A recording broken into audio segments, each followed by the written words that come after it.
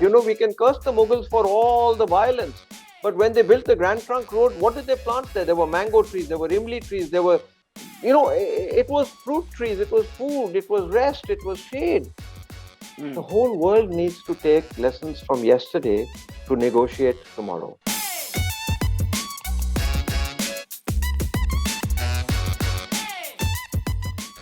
Climate change is now a climate crisis. Every single day, we're seeing droughts, we're seeing floods in places where it shouldn't be flooding.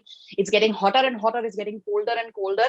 And the big question in all our minds is, are we doomed, or is there still something we can do? Now, this answer, Jaggu and I certainly don't have, but we decided to turn to an expert, somebody who over the decades is a person we've always gone to when we want to talk things nature, when we want to talk about planet Earth, when we want to specifically talk about India. He is a fantastic man and he is our resident expert. Jaggu, you please give the credentials of our wonderful expert today. Okay, so the credentials are about 5 pages long because his career is literally that long. And the work that he's done is, well, we would be a different place if it wasn't for him. We're talking about Bittu Sehgal. Let me just say this. He is the founder of the Sanctuary Nature Foundation. You also know that because of the Sanctuary magazine. It's an institution that has done a lot of work, but specifically we're getting Bittu on today to talk about climate change. This report that has come that is a little bit astounding. It's all over the news. And bottom line, what can we do? Mm-hmm. Bittu Sehgal, the man himself, thank you very much for agreeing to talk to Jaggu and me. We're very, very honored that you decided to, well, talk to us and talk to our viewers and help us answer the question, are we all doomed? No, we are not all doomed, and it's a pleasure to speak with both of you, Tarana, Jaggu. It's been a long time. It has indeed. It has indeed. So, ever since the IPCC, which is the Intergovernmental Panel on Climate Change, which is apparently the definitive panel, and it's well, all governments of the world sort of collaborate, fund it, came out with their report last month. Jaggu and I have been in a little bit of panic. Jaggu, you also saw a NASA report which said Mumbai, our city, is going to be underwater soon. This is true. So, Bittu, you've probably figured out all the news bits, but here's how I read it, right? The UN Intergovernmental report came out. It did not have very nice things to say, including the cities that would be submerged at some point towards the end of the century. NASA then does satellite imagery of the entire planet, the world as we know it, and then goes around ticking off cities that could be submerged. So we're talking Mumbai, Chennai, Visakhapatnam, uh, Kochi, perhaps, and a couple of other cities. And then there's just been this whole conversation around it. Now we talk about climate change on a much bigger level. It's been brought to the forefront by the UN and NASA and even Indian government reports. Can you please break it down for us because we're panicking a little bit? You're panicking with very good reason, first of all. Please I don't can feel bad imagine. about panicking.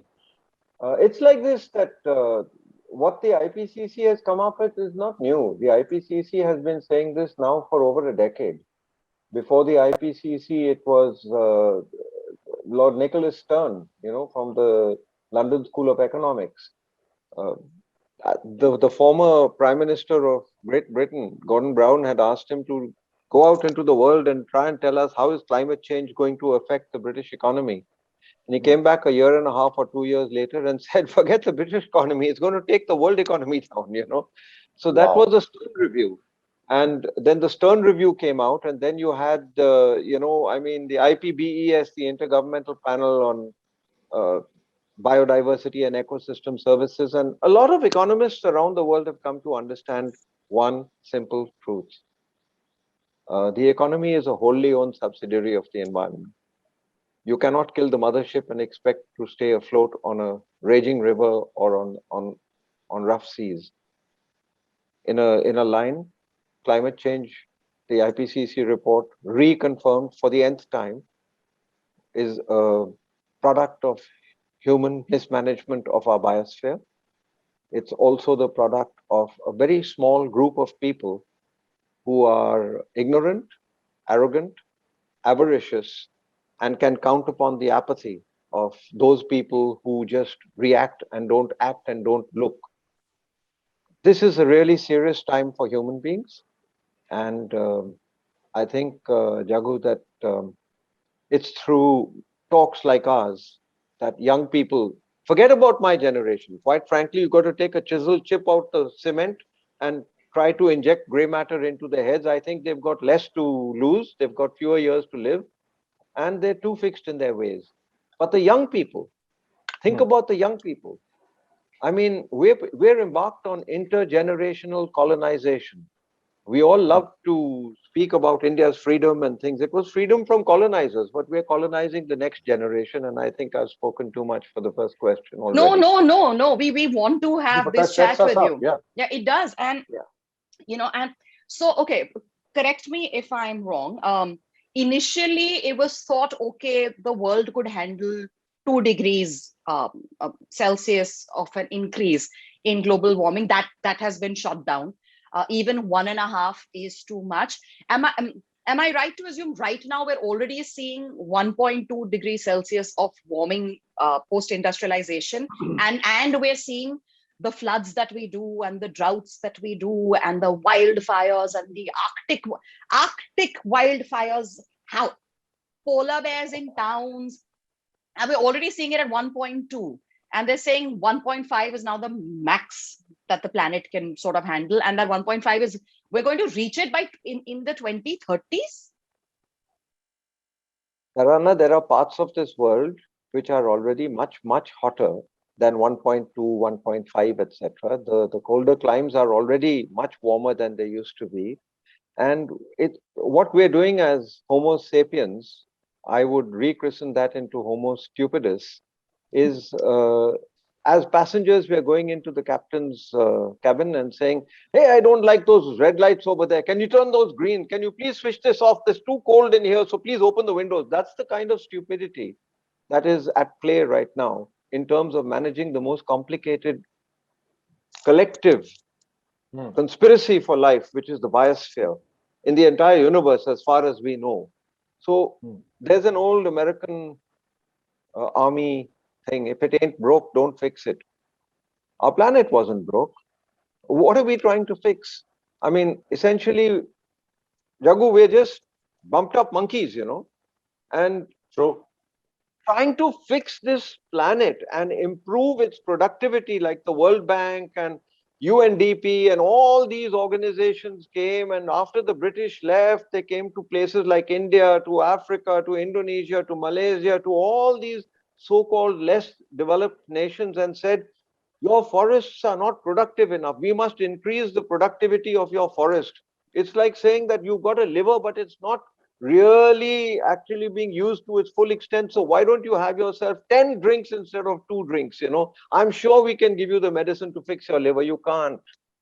We don't know how the system works, but it works. And tampering with something like this, going into a plane and pushing buttons in the color that you like, could jettison your fuel. Yeah. It could cause you to go to a nosedive. It could cause you to have the emergency doors open. We don't know, you know. So why are we pretending to be Homo sapiens when we are Homo stupidus? And why are we so arrogant when we should be a touch more humble, a touch more filled with gratitude for the fact that I can stretch and my muscles send blood to my brain. I can go out in the morning and the trees are giving me oxygen to breathe. The rain falls, captured by rivers, captured by forests, put into rivers, feeds the aquifers, feeds life. Everything is a conspiracy for life. We, Homo stupidus, are the only species on Earth that have the technology to actually hurt the biosphere beyond its capacity to accept and tolerate. And I think that forget about politics, forget about the corporate sector, forget about business, forget about social justice, forget about human rights, forget about food security, forget about all these things. All these things are incumbent upon the fact that we have a non-aggressive biosphere, which is not targeting us for extinction. And when we see the lights going out everywhere, um, this species goes, that species goes, this, in the sea this happens, that happens, this happens. Those are all blinking lights. Yes. But we're not recognizing those. Bittu, I heard a phrase, the earth will take care of itself. You worry about you. We are setting up ourselves for extinction. But once we're gone, Mother Earth will recover. So Yeah, there it is will that. recover. The point is, we know this, we know what we're doing. But I'm going to go back to your older point about the apathy of people, the avariciousness of people. But don't we know enough about this to get up and say we're about to kill ourselves in the grander scheme of things? This needs to stop now. What is it, just bad marketing? Or, I mean, where are we on this? We know this, but we do nothing about it. And a report is fine, but what's happening on the ground? Jaggu, that report is also a very watered down version of the truth. Huh? Please Oh, understand, good this is Lord. not some kind of alarm bell that's rung. This report at the end of the day had to go through several drafts, and there were people who were putting commas and full stops and ands and offs and buts and things into this. And it had to be accepted by all the various nations and the representatives who themselves, many of them are in despair, saying that, look, why are you causing us to water down reports which are going to be influencing the future of life on Earth? But let me put it to you, let's switch tracks, if you will, a little bit. I mean, the world is coming to an end. Even 1,000 years ago, people were going around saying the world is coming to an end because that was their particular vision of the world that they saw. And to that extent, you're right. Maybe life on Earth won't come to an end, but I can assure you that life is going to get very uncomfortable for human beings. And the best example that one can quote, the most recent example of what could be the future, is that the, the migration of people from Syria took place as a direct result of climate wobbles. Syria is where I would say women invented agriculture 11,000 years ago. Men used to go around doing all the hunting and stuff like this. Women would gather, and they were tired of moving around. I presume this is all in the area of presumption. But one form or the other, agriculture was invented there. It took only 4 consecutive droughts for people to move. Millions of people moved. Millions, as in 4 million, 5 million people moved, and that created a stir around the world. It changed the politics of Europe. It changed the politics of everything. Forget about human rights. Forget about women's rights. Forget about child rights. It was survival. Now, you take Syria as an example and then try to extrapolate that to India. India, we are perhaps, I would say, one of the most vulnerable countries in the world to the negative impacts of climate change. And why? We're too many people living on too little land. That's a common factor. Everybody knows that. But what people don't know is that our coastal aquifers are getting saline. As the sea levels rise, it's not a question of, oh, I'll get a boat and swim. There's pressure. The rivers come, fresh water is pressured into staying within aquifers. The moment you remove the freshwater rivers flow, which we have done by building 4,000 dams, seawater ingress takes place. That is, ingress takes place at a higher pace with a higher degree of certainty when sea levels rise. Now, you tell me what's going to happen when coastal communities find that the aquifers and their wells are now saline. It'll cause, forget about kidney damage, you won't be able to even grow food. So you get migration inward. You look at the Sundarbans in India and Bangladesh, 24 Parganas south, and look at Bangladesh. You've got 10, 15,000 square kilometers of mangrove forest. Now, that forest, the forest itself will probably survive longer, as you said, because as the mud comes down from Nepal and it keeps on raising the level of the sea will rise, but so will the land. But there will be salinity at a level that the human kidneys cannot take, and nor will many of the species that live there be able to take that. The chances are that we will see between 15 and 20 million people migrating northward from South Asia, particularly when the seas rise. I wish that was our only problem. Look at the Himalayan glaciers. The Himalayan glaciers are melting at a rate much faster than we had presumed. Punjab, Haryana, Western UP is the breadbasket of India. It's not going to be the breadbasket of India too much longer because all the water is coming from glacial water. Now, the problem is that economists have touted this myth that infinite growth is possible on a planet that is finite in itself. It's not possible. So if we continue to grow beyond a point and overconsume what our resources are, which means our water resources, frankly, in India, there's no spare water left anymore. If a politician wants to get votes, he has to make sure that he gives the farmer that water, and he'll steal it from the industrialist. If he wants money from the industrialist, he'll steal it from the farmer and give it. So it's already, we're at that triple point where the resource of water is next to not available, despite being one of the world's largest large dam builders. Wow. All this sounds like bad news. Yes. But let me tell you, my constituency, my real constituency is between the ages of 12 and 20. And I am sworn not to deliver to them what you might call ecological grief. But I'm also sworn not to tell them a lie. I cannot say, la, la, la, la, la, the world is fine, don't worry, everything is okay. They can see it's not all right. So there are solutions. We'll come to those solutions and we'll figure out how we can escape much of this. But please believe me, the arrow has left the bow and a lot of damage is going to be done.